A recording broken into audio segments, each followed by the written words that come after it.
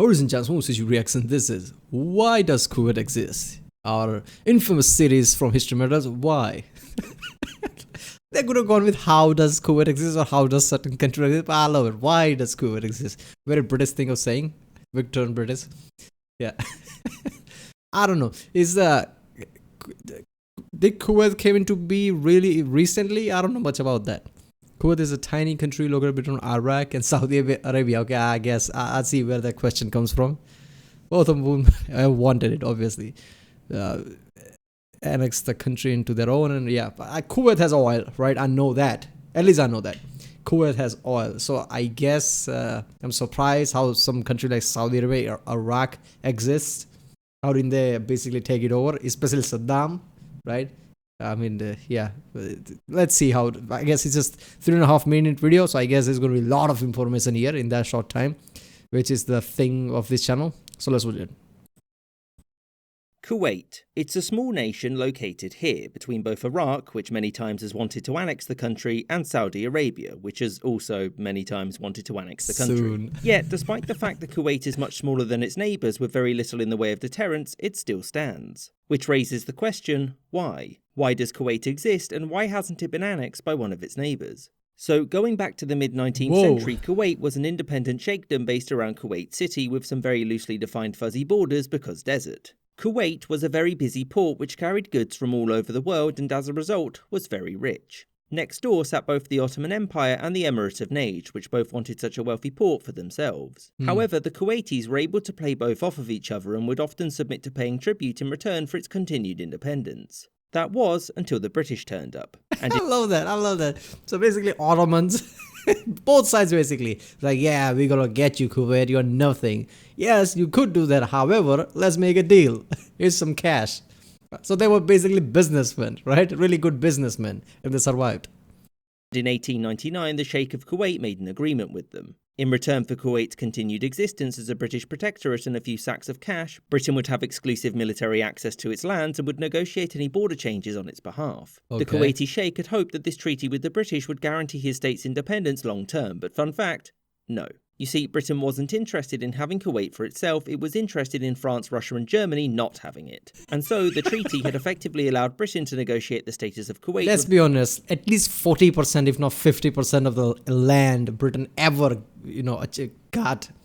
That's how it became the biggest empire ever. 40 to 50% of them, only reason they ever invaded is so other European countries don't invade them.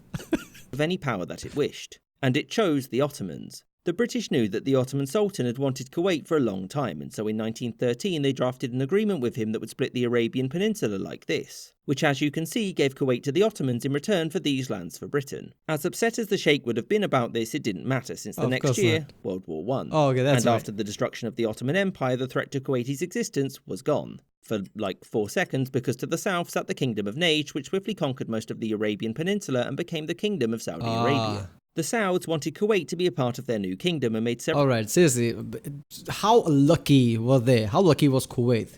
British decided that, entire Kuwait will go to the Ottomans. And the World War I breaks out very recently, and obviously by the end, Ottoman Empire was no more. So Kuwait, oh, fuck me, dodged that bullet. Let's be honest, if Ottoman survived World War I, if there was no World War I, obviously Ottomans were kind of slowly decreasing, but still, Kuwait wouldn't have gotten its independence for a long time if Ottoman was still there. So they dodged a massive bullet there. Several attempts at conquest between 1920 and 1922. The fighting was fairly small in scale at first, but when things heated up, the British intervened and put pressure on the Sauds to stop. And in the end, it was decided that Kuwait would lose most of its territory to Saudi Arabia, and in return, British interests there would be protected. So, to the north now sat the brand new Kingdom Everybody happy, right, Kuwait? Everybody. You just lost some land. You are happy, right?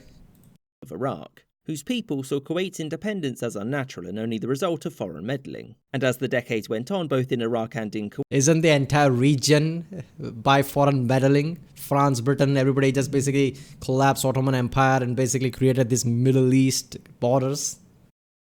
there was an ever-growing movement to unite the two. However, since Kuwait was a British protectorate, Iraq couldn't invade, and the Kuwaiti rulers there imprisoned anyone who wished for unification.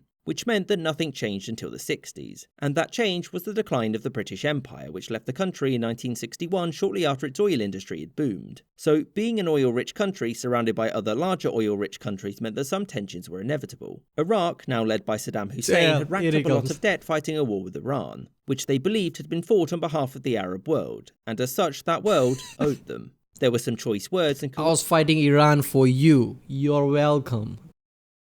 Kuwait increased its oil production to punish Iraq, who then accused them of stealing oil and so sent an angry letter. And by sent an angry letter, I mean they invaded Kuwait in 1990 and formally annexed it into the country. To the rest of the world, this was a bit much, and after Iraqi forces refused to withdraw, these countries invaded and drove them out. Kuwait's independence was restored, and thereafter there were no further attempts to annex the country. Wait a minute, that land, right? I forgot. I think I watched that from Jay Foreman channel and even Real Life Floor, I think. That land that nobody claims. Is that between Iraq and Kuwait?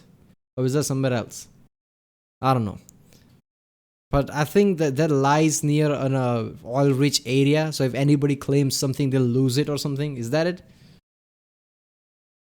Because a country that controls that area doesn't have right to that area or something. But if they claim the older border, then they'll lose that right to the other rich place or something. Is that there? I don't know. I can't remember exactly. Forgot the name of that land. Somebody went there, and for her for the daughter, he put the flag there or something. Claimed his own. Then somebody else went there and claimed that the first guys got pissed off, like, this is my land. First of all, just because nobody claims that land doesn't mean that land doesn't belong to either or a country, right? It's just nobody point blank claims it. Otherwise, both give up to the claim to other land. So it's just a stalemate. It's just like they haven't finished talking about it because they don't want to, but it actually belongs to one or the other country. Nobody can just go there and claim that land. I don't know. Country and its existence would be assured. I hope you enjoyed this episode, and thank you for watching, with a special thanks to my patrons: James Bizanet, Kelly Moneymaker, Mr. Wolf, Sky Chappelle, Jerry Lambdin. There's nothing to the image in the end, I guess. Okay. Sometimes certain video has images in the end, which is funny. Yeah. So I didn't know Kuwait existed long back then.